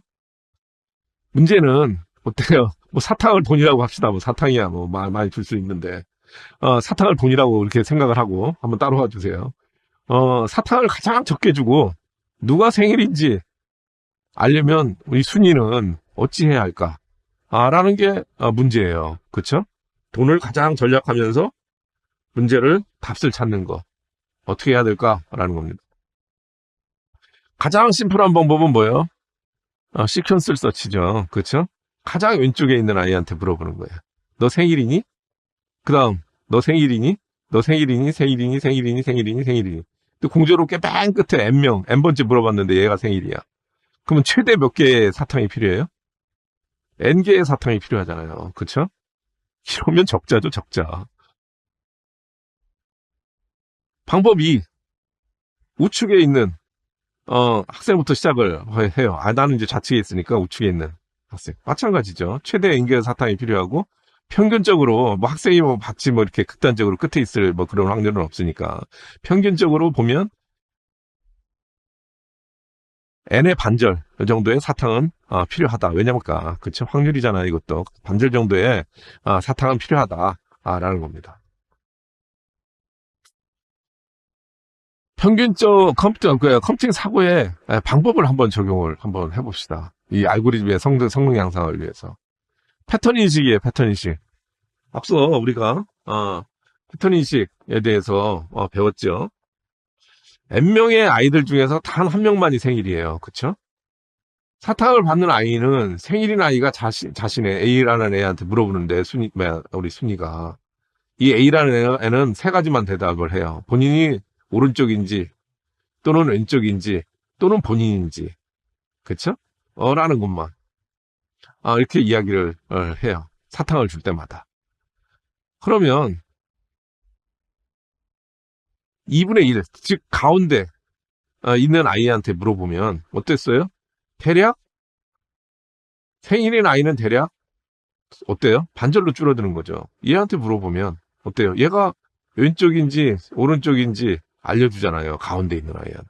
N명한테 가운데 똑같아요. 앞서 그 숫자 찾는 문제하고 소팅한 다음에 가운데 반토막 냈을 때 패턴 인식 얘기다 라고 그렇게 말씀을 드렸죠. 똑같습니다. 이해가 되시죠? 가운데 있는 아이한테 물어보면 제 왼쪽에 있어요 라고 하면 오른쪽에 있는 애들은 버리는 거예요.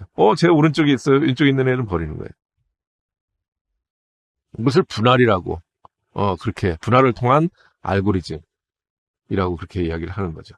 얘한테 가운데 있는 애한테 물어보니까 제 왼쪽에 있는데요? 라고 이야기를 해요. 그러면 그래? 그럼 얘는 무시. 얘는 싹 날아가는 거죠. 그리고 또 다시 가운데 있는 애한테 물어봐요. 야, 네 왼쪽이야, 오른쪽이야? 제 오른쪽에 있는데요? 그러면 여기 아웃. 여기 얘한테 물어봐요. 네 왼쪽이야, 오른쪽이야? 그럼 이제 답을 찾을 수가 있잖아요. 그쵸? 또는 뭐 본인이거나. 그럼 사탕 몇 개 들어요?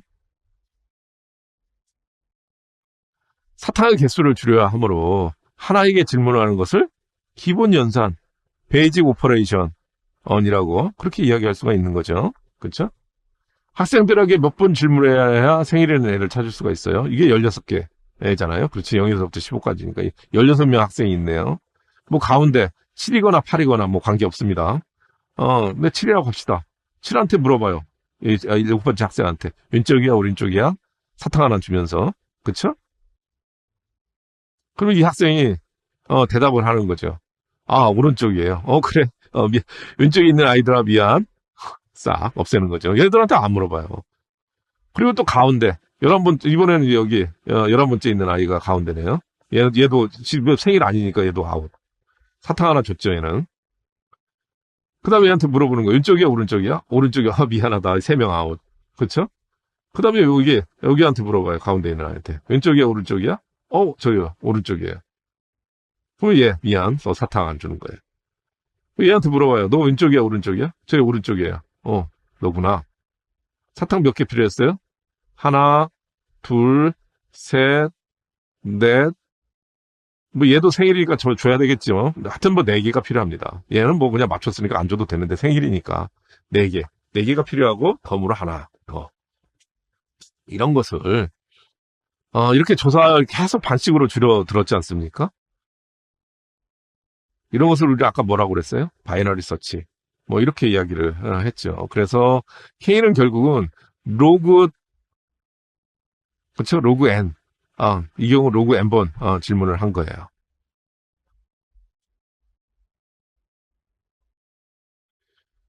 이런 것을 우리는 빅 O 노테이션 이라고 그렇게 이야기를 합니다. 이제는 알아두세요. 이걸 빅 O 노테이션. 그래서 알고리즘을 프로그램을 하기 전에 기본 연산을 가지고 얘가 그 사전에 이벨루에이션을 하는 그런 방법을 우리는 빅 O 노테이션이라고 합니다. 1에서부터 n까지 더하는 아래 코드를 실행하면 덧셈 외에도 초기화 시간 상수값들이 필요하잖아요. 아까 n 초기화 했잖아요. sum, 그다음에 프린터 이런 게 상수잖아요. 그렇죠? 변수는 뭐예요? i가 변수잖아요. 변수. 이게 i가 변수잖아요. 근데 이 값에 하여튼 시간, 실행 시간 몇 번이나 룹을 도느냐라는 실행 시간 tn을 구하려면 c1 이거 c1이죠. 어떤 상수 c1에다가 n번 룹 도는 n번의 룹 플러스 c2 얘가 c2죠. 다 c2라고 할 수가 있겠죠. 그쵸? c1, c2는 상수값이에요. 컴퓨터마다 다 다른 값을 갖는 거죠. 그쵸? 그래서 얘를 보면 일반적으로 알고리즘의 실행 시간이에요. 실행 시간은 입력 크기 n의 다항씩 액으로 구하거나 로그 함수로 구하거나 또는 지수 함수 n의 몇 승, 2의 n승, 3의 n승 이런 것들로 표시를 할 수가 있습니다. 앞서 우리 이제 기억나시죠? n 해가지고 이 시그마가 2개 포개되어 있는 룹이 2개 있는 거 이걸 덧셈을 구하면 얘의 t의 n은 뭐였어요? 0.5 n 스퀘어 더하기 1.5 n 이었잖아요. 그쵸? 이 n이 증가함에 따라 필요한 덧셈 수를 한번 봅시다. 먼저 얘하고 이것을 전체를 더한 거. 그러니까 이 첫 번째 부분하고 이 전체를 더한 거예요. n이 10일 때는 어때요?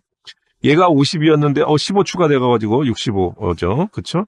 n이 20인데 얘는 200이고 230이 더 추가됐네요. n이 1000번이다 라고 하면 얘는 얼마예요? 50만 인데 이 전체 그 수식으로 tn을 구하니까 얼마가 나왔어요? 50만 1500이 나왔네요. 뭘 보실 수가 있어요? 뭘 생각을 하실 수가 있어요? 여기에서 절대적으로 그러니까 n을 기하급수적으로 이렇게 늘리는 요 그래프의 절대값은 뭐냐? 결국은 이런 상수 1.5n 이런 건 아니구나. 여기서 절대값은 n의 스퀘어. n이 커지면 n의 스퀘어 텀이 결국은 요 값 n의 스퀘어 텀이 이 덧셈 수를 지배하는 거. 이런 것을 도미네이팅 텀 이라고 그렇게 이야기를 합니다. 도미네이트 됐다. 어디에 도미네이트 됐다. 이렇게 이야기를 하잖아요. 그렇죠? 이것을 도미네이팅 텀이라고 이야기를 합니다. 그래서 나머지 다 얘를 무시를 하더라도 n의 스퀘어 값만 추적을 하면 결국은 이 알고리즘, 이 프로그램에 실행되는 그것을 컬큘레이션 할 수 있는 거예요. 예측을 할 수가 있는 거예요. 그래서 여기 보시는 것처럼 입력 크기 n이 증가함에 따라서 n에 대한 차수가 가장 큰 항목, 가장 이 수식에 도미네이트된 큰 항목이 알고리즘의 실행 시간을 지배를 하는 거. 이것을 도미네이팅 텀이라고 그렇게 이야기합니다. 여기 보시면 빅데이터 잖아요. 사회가 발전하고 복잡해졌잖아요. 그렇죠? 처리해야 할 데이터량은 계속 증가를 하는 거죠. 그렇죠? 그래서 이런 도미네이팅 텀은 알고리즘 성능을 평가하는데 가장 중요한 요소가 돼요. 빅데이터 하면 데이터 뭐 1억 개, 그것은 아주 우습습니다. 빅데이터잖아요, 말 그대로.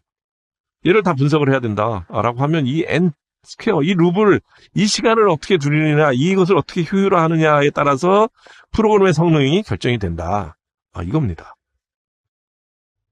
그래서 이것을 우리는 뭐라고 하냐. 빅오 노테이션, 이라고 그렇게 이야기를 해요. 그래서 빅오 노테이션을 계산을 할 때는 항상 워스트 케이스로, 네. 베스트 케이스가 아니라 워스트 케이스 기준으로 해서 최악의 경우에 필요한 시간을 가지고 예측을 하게, 그렇게 됩니다. 아까 몇 명이었어요? 학생이 16명이었잖아요. 그렇죠? 16명. N번의 아이들에게 최소 한 번, 최대 로그 N번 질문을 해서 생일의 아이를 찾을 수가 있는 거죠. 최소 질문 횟수, 최대 질문 횟수, 그죠? 최대 질문 횟수죠, 이게. 그렇죠? 만약에 이 알고리즘이 아까 시퀀셜 서치 방법으로 그렇게 찾는다. 그러면 N번은 몇 번 돌아야 돼요. 그렇죠? N번만큼 돌아야죠. 16번 도는 거죠. 16번. 최악의 경우니까, 워스트 케이스니까. 어떤 알고리즘을 개발을 했을 때 우리의 관심사는 최악의 경우 그 알고리즘에 필요한 연산 횟수를 가지고 빅오 노테이션을 구한다라는 겁니다. 기억해 놓으세요. 빅오 노테이션. 그래서 빅오 노테이션이라고 하는 것은 5 값을 찾는 거예요. 5 값을. 기본 연산 횟수를 계산한 수식에서 어떤 게 도미네이트 텀이냐, 어떤 게 도미네이팅 된 텀이냐를 사용해서 알고리즘의 성능을 나타내는 수단이에요. 아까 기본 연산을 보면 뭐 앞에 이제 수식은 좀 있었지만 기본적으로 기본 연산의 시간이 어떻게 됐어요?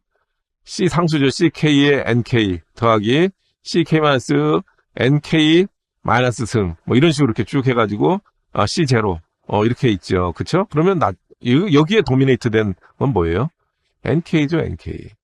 가장 큰 시간이, 가장 워스트 시간이 걸린다고 하는 거죠. 여기 이 시간에서 보면 뭐예요? 나머지 수는 아무리 뭐 해봤자 N 스퀘어 얘의 증가폭을 따라올 수가 없잖아요. 얘가 도미네이트 된 텀이죠. 이 TN 거기에서. 무슨 말씀인지 알겠죠? N명의 아이들 중에서 생일을 찾기 위해서 뭐예요? 5값은 5 로그 N. 뭐를 질문을 해야 되는 거죠? 그쵸? 그 다음에 얘의 그 퍼미테이션에 출력을 하기 위해서는 뭐예요? 5의 N 팩토리얼. 얼번이 출력이 필요하다. 이게 뭐예요? 빅오 노테이션 값입니다. 이해가 되셨죠?